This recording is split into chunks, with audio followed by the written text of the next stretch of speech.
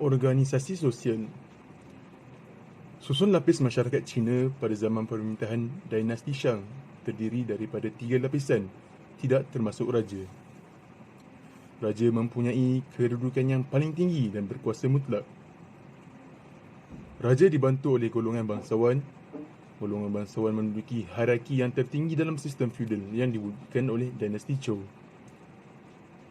Melalui sistem feudal, dinasti Zhou memberi kuasa kepada golongan bangsawan mentadbir sesuatu wilayah secara mutlak.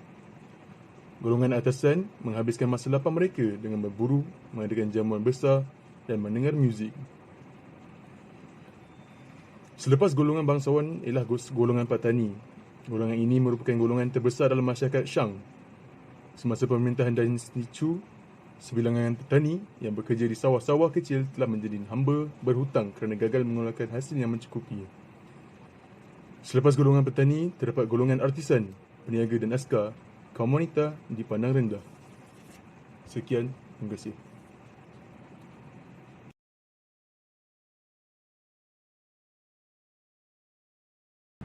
Sistem sosial tamadun Cina. Semenjak tamadun awal lagi, Cina telah mengamalkan sistem pemerintahan beraja mutlak secara monarki. Hal ini tidaklah asing bagi tamadun-tamadun lain, mereka juga menggunakan memerintah secara monarki. Orang Cina ni percaya bahawa raja ni diberikan mandat oleh Tuhan untuk mentadbir. So, pada zaman dinasti Shang dan Zhou, raja berfungsi sebagai ketua agama dan angkatan tentera. Benda ni sangatlah common.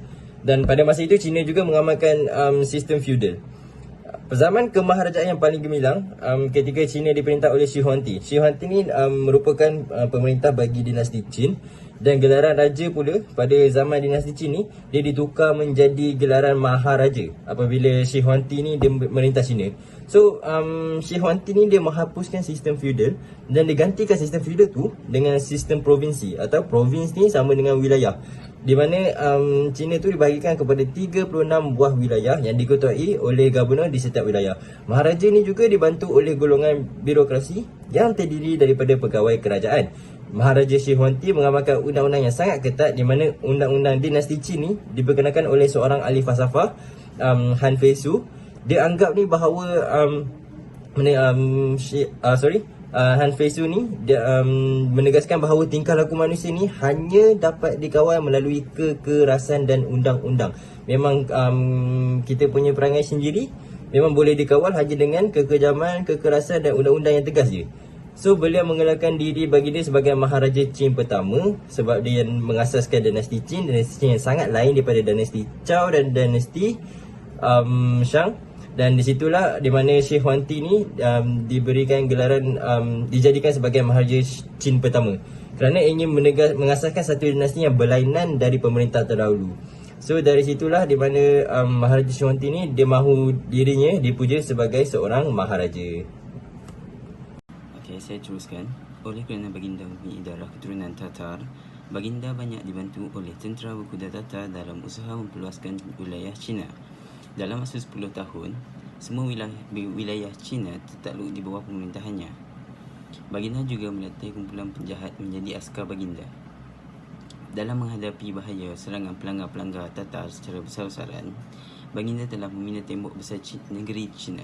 Anehnya, jasa yang besar ini dikatakan oleh setengah ahli sejarah tidak menjadikan orang Cina terhutang budi kepadanya, kerana kesalahan yang dibuat oleh baginda itu pembakaran segala buku. Dalam usaha menolak idea sarjana Cina dalam hal-hal pentadbiran, baginda telah membakar buku-buku sejarah dan falsafah yang mengandungi unsur-unsur politik dan membunuh 400 orang sarjana pada tahun 213 sebelum Masihi kerana menganggap mereka menyusahkan baginda. Bagi orang Cina, peristiwa pembakaran itu dianggap sebagai peristiwa pencabulan pusaka intelektual mereka. Itu saja dari saya. Semasa Cina diperintah oleh dinasti Han, sistem pemeriksaan awam bagi pelantikan pegawai-pegawai kerajaan diamalkan.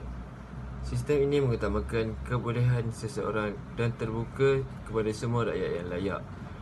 Di bawah perintahan dinasti ini, pemimpin-pemimpin wilayah tidak diberikan kuasa yang luas dan tidak dibenarkan memiliki kekayaan yang besar. Tujuannya ialah supaya kerajaan pusat menjadi teguh dan tidak dicabar. Dinasti Han mengutamakan undang-undang yang berasaskan ajaran Confucius. Pengasas dinasti ini iaitu Liu Pang memperkenalkan satu hukum kanun yang menekankan bahawa hukuman bunuh ialah bunuh, hukuman mencederakan orang ialah dicederakan, dan hukuman mencuri ialah dibayar denda sebanyak yang dicurinya.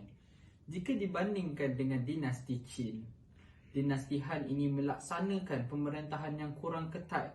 Baginda melonggarkan sistem kerahan buruh dan menggantikan undang-undang Cina yang berat dan zalim dengan hukuman yang ringan. Konklusinya, dalam sistem feudal di China, Maharaja merupakan pemerintah secara de facto, manakala kuasa pemerintahan sebenar ditentukan oleh pembesar masing-masing.